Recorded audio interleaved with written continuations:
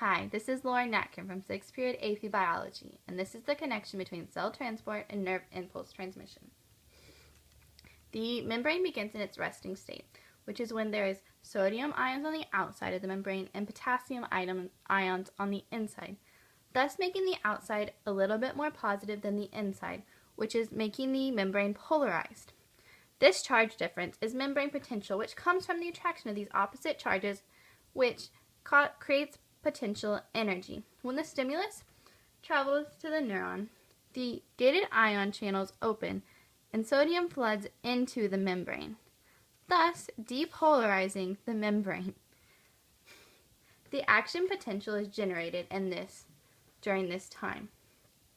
The action potential is when the charge in the membrane voltage reaches a certain level, and the action potential can spread down the axon, and it moves only outward. It doesn't ever go back.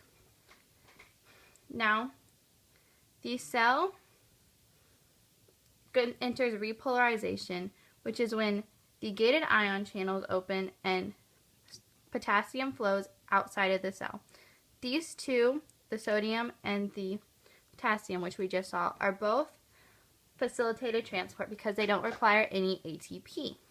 However, you may notice that although the cell is now repolarized, the ions are in a different location than they were before. This is when the sodium-potassium pump comes into play.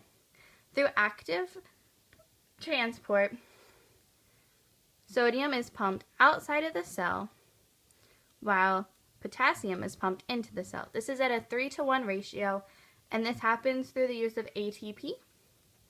And 3, 2. And as you can tell in this diagram up here, that this is the membrane potential during the different states, and during resting potential it is below the threshold, and during action potential it goes above the threshold.